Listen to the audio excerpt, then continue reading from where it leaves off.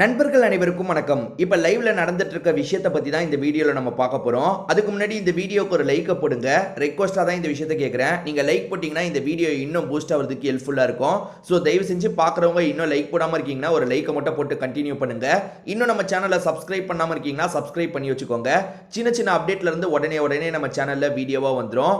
ஆக்சுவலா இன்னைக்கு morning wake up சாங்கா என்ன போட்டிருக்காங்கன்னா நோ மணி நோ அனின்ற சாங் தான் போட்டிருக்காங்க. நேத்து ஓம் பணம் என் பணம் சாங் போட்டாங்கல்ல அந்த மாதிரி இந்த சாங்கை போட்டிருக்காங்க. இந்த வாரம் முழுக்கவே இந்த மாதிரி தான் சாங் எல்லாம் போட போறாங்க போல. எல்லாருமே ஜாலியா டான்ஸ்லாம் பண்ணிட்டு இருக்காங்கங்க.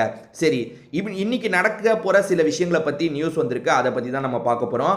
கெமி இன்னைக்கு என்ட்ரியை கொடுக்க போறாங்கன்ற மாதிரி நியூஸ் வந்திருக்கு. கெமி மட்டும் தான் வந்திருக்கு, என்னன்னு தெரியல. இன்னும் கனி இருக்காங்க, துஷார் இருக்கான். துஷார்லாம் எப்போ வருவானே தெரியலங்க. நாலு பாட்டுக்கு போய்கிட்டே இருக்கு.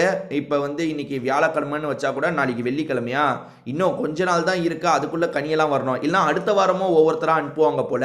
ஸோ இன்னைக்கு கெமி வரப்போறாங்கன்ற மாதிரி சொல்றாங்க. அதே மாதிரி டாஸ்க் இருக்கு பார்த்தீங்களா, 3 டாஸ்க் நடக்க போகுது. அதாவது இந்த பணம் ரிலேட்டடா 3 சின்ன டாஸ்க் நடக்கும் போல. ஏன்னா நேற்று முழுக்கவே ஒரு டாஸ்க் தான் நடந்த மாதிரி காமிச்சாங்க. அந்த ரோல் பண்ற டாஸ்க் நடந்தது. வேற என்ன டாஸ்க் நடந்தது? பெருசா எதுவுமே நடக்கல. அந்த நேற்று அந்த எக்ஸ் கண்டஸ்டன்ட் கூட மோதினாங்க பார்த்தீங்களா, அந்த டாஸ்க்ல உண்மையாலே அந்த சைடு கலக்கிட்டாங்க. எக்ஸ் கண்டஸ்டன்ட்டா இருந்ததுல வியானா தான் லேட் பண்ணாங்க. ஆனா பிரவீன் ராஜ் எவ்வளவு ஸ்பீடா போட்டாரு பாருங்க. நீங்க யோசிச்சு பாருங்க, ரொம்ப ஸ்பீடா போட்டாரு. கானா வினோத்துக்கு சீக்கிரமாவே அந்த செகண்ட் பகுதிக்கு வந்துட்டாரு. உதாரணத்துக்கு முதல்ல சபரியும் வியானாவும் ஆரம்பிச்சாங்க. வியானா லேட் பண்ணிட்டு இருந்தாங்க. சபரி கொஞ்சம் முன்னாடியே முடிச்சு கானா வினோத்து கிட்ட தந்துட்டாரு.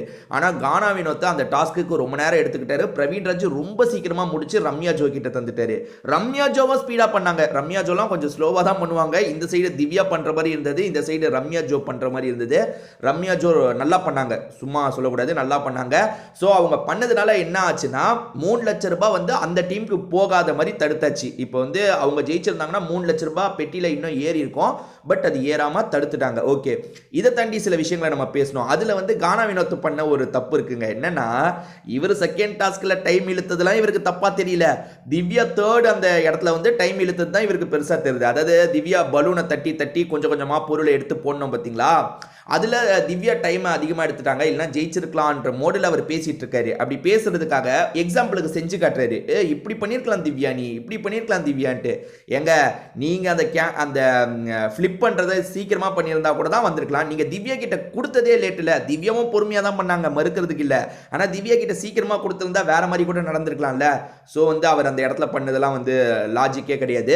சரி, அடுத்ததா விக்ரம் நேத்து எபிசோடு ஸ்டார்டிங்லேயே ஒரு விஷயத்தை பதிவு பண்றாரு. அது என்னன்னா, நான் காசை எடுத்துட்டு போக மாட்டேன், நான் நின்று ஃபைட் பண்ணுவேன்ற மாதிரிலாம் சொல்லிட்டு இருக்காரு. வேற ஒரு இடத்துல 18 லட்ச ரூபாய் நான் எடுப்பேன்ற மாதிரி யார்கிட்டயோ சொல்லியிருக்காரு போல. ஏன்னா நான் நியூஸ் தான் பார்த்தேன், நான் பார்க்கல, இதை விஷுவலா பார்க்கல. ஆனா 18 லட்சமோ 13 லட்சமோ சேர்ந்தாதான் எடுப்பேன்னு ஏதோ சொல்லியிருக்காரு.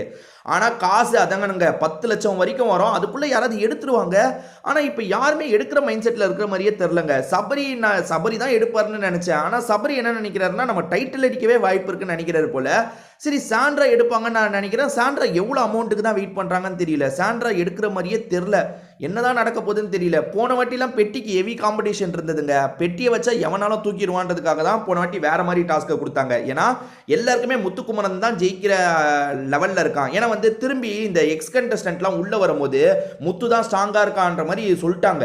ஸோ அதனால முத்துக்குமரன் தான் ஜெயிப்பான், நம்ம தோக்க தான் போறோம், பெட்டியாவது எடுத்துடலான்ற மைண்ட் செட்ல எல்லாருமே இருந்தாங்க. அதனால பெட்டி டாஸ்க்கை மாத்தினாங்க.